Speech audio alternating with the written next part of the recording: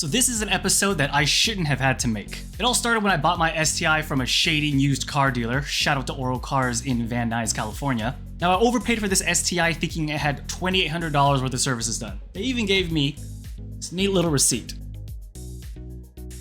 Except it wasn't a receipt for work that had been done. It was a receipt for work that needed to be done. So I parked the STi on some jack stands and thus began a lengthy servicing just 50 miles into ownership. So the first thing that had to be done was the engine was completely covered in sludge because of an apparent leak or leaks. So I tried to clean that as best as I could so that I had a clean area to work with. And since I was going to remove the radiator anyway, I figured now would probably be a really good time to go ahead and flush the radiator cooling system. At the same time, I felt like it was also a good idea to go ahead and run some BG engine flush through the car, just to clean off any varnish, sludge, or any other deposits in the engine before I went ahead and opened it up. Alright, so now it's time to get into the bulk and the meat and potatoes of the maintenance. That was going to be starting with the timing belt. Now I've done timing belts before. I actually did the timing belt on the Miata, and the process actually wasn't too bad. The thing that tends to get me with these types of maintenance items is obviously you don't want to mess up the time because, you know, your engine can blow up. But anytime you do something for the first time, you know, it's always a little bit scary. There were a couple of slip-ups along the way. Useless. Oh my god, that was such a big pain, but the water pump is in.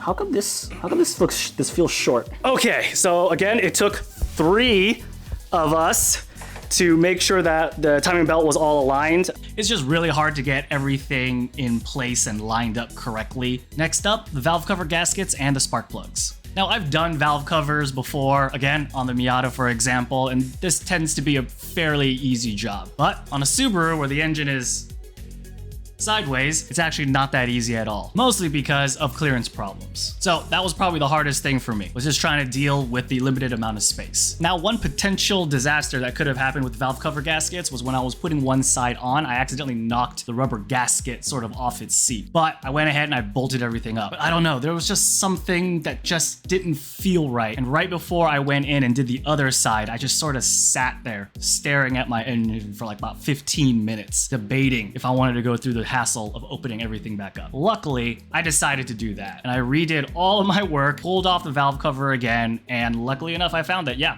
I did not have the gasket properly seated, and if I finished everything else that I was planning on doing, the moment I turned on that car, all that engine oil would have probably been leaking out that side. All right, next up, engine mounts. So this is not something that I noticed there was a problem with the car, but I figured since I was in there, it was something I wanted to do.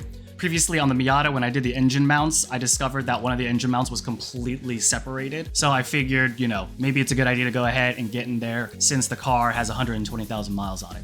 And I decided to replace them with some Group N engine mounts, something, you know, a little bit stiffer than OEM rubber, but not as stiff as like polyurethane or just straight solid engine mounts. Except it wasn't as smooth as I was hoping it would be when I was starting to tighten up the engine mount nuts. I guess Subaru somewhere down the line decided to change the nuts they used on all of their Subaru EJ engines, and then also reduced the torque required to tighten those down. So I was operating off of the 2008 manual, which told me to torque that 70 or something foot-pounds of torque, but these new nuts actually stripped at like about 50 or so. So I'm guessing that Subaru just changed the nuts and the torque specs are, you know, for the current generation cars. So I bought some new nuts, re-tightened them down, everything was good. But I was terrified in the beginning because I thought I just wasted $300 worth of engine mounts. Next on the list was the oil pan, as well as the IAG oil pickup tube and windage tray. Now, I've heard conflicting stories that this was kind of a pain in the butt to do, but also theoretically a simple and straightforward job to do, especially since I was kind of already doing a lot of things around that area anyway. So I went into it not being so concerned, but of course, like everything I do for the first time, it's not always as smooth as I'd like it to be. Now, surprisingly, getting all of the nuts off of the oil pan was actually the easiest part, when everyone on the internet complained that that was the most difficult part. The part that I had the most trouble with was getting the oil pan separated from the engine block after all of that was removed. Those factory guys, when they're putting on that RTV, they got a heavy hand. But again, in the end, we got it out and it felt really good when we did. And finally, the last modification that I wanted to do to the car, since we were already kind of in there, was an air oil separator. I wanted to install this as sort of a maintenance modification. Again, I was thinking this process was actually going to be a really easy job, but yeah, it's kind of annoying. Not only is a Subaru's PVC system not as simple as like an inline four would be, you gotta run fat hoses through all different kinds of areas into little nooks and crannies. It was pretty difficult to get the old stuff out, but in the end, for much struggle, we got the AOS in. We also did a couple of little small stuff like flush the clutch fluid, and I also removed some window tints. There's probably a little bit more maintenance still that I need to do to the car, but of course those will come down the road because I actually might be replacing some of the OEM stuff with some more performance grade stuff. So we'll save that for a different time. But yeah, putting everything back felt really satisfying, except getting the intercooler, because yeah, for some reason that was just really hard to get in. But yeah, once everything got in, the moment of truth. Will the car start and will there be any problems? I'm a little bit nervous because we did a lot of stuff and a lot of things could go wrong, but the car is ready to turn on and we're gonna try to see if it starts. Wish me luck.